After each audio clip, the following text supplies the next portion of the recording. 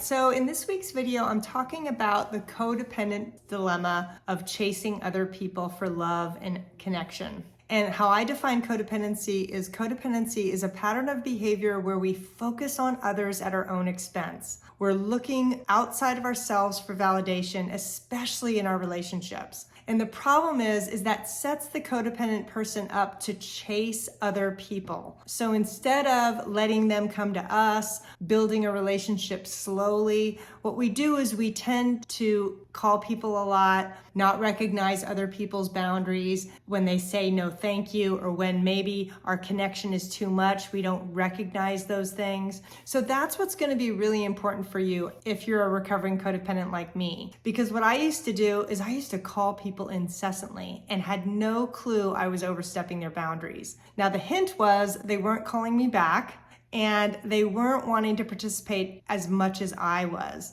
And I took that personally to mean, what's wrong with me? Or what's wrong with them, okay? Both of those weren't helpful until I realized that it really was me chasing other people because I didn't want to be alone. I didn't want to be in my own skin. So how I avoided that is I would try to be constantly connected.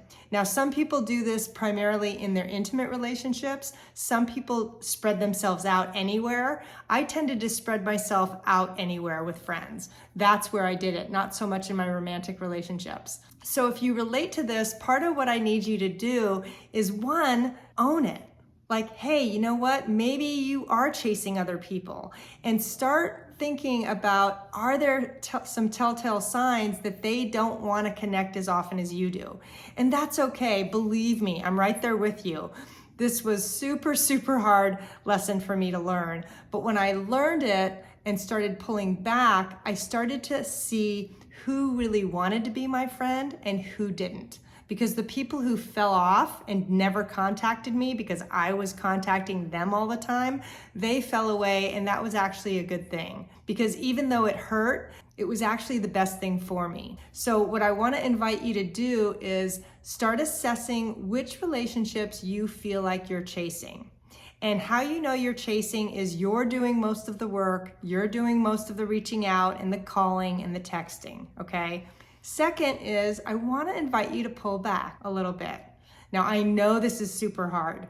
This is not something I did voluntarily in my recovery for many years. So I'm right with you if you're resisting this. But what happened when I finally did it, I was able to sit in my skin and start to get to know myself and have some space alone versus always filling it with other people. And that was a huge shift in my codependent recovery, because a lot of codependent recovery is about relationship addiction. We get addicted to the validation, the approval, the connection, but we use it to avoid ourselves and our problems. That's what I did. Now it feels so much better to have some space and connection within myself, because now I can really choose who I want to be in relationship with versus thinking, well, I need them. I actually need them to be with me versus me getting to choose whether or not they're with me. That's a whole other deal. And let me tell you, it is so much better in recovery when you can get to that point. So part of what helped me get there was building self-trust. And that's why I started creating my self-trust journal, because I had to be willing to develop a relationship with myself. And that is imperative in codependency recovery. And let's face it, if you're like me, that isn't something you're volunteering to do because you're busy, you're probably overgiving, and there might be some pain and hurt inside of you that you're wanting to avoid. And that's also part of recovery, is to stop using our relationships as band-aids for the pain and start to spend some time alone and get some breathing room so that we can figure out what's going to work for us long-term.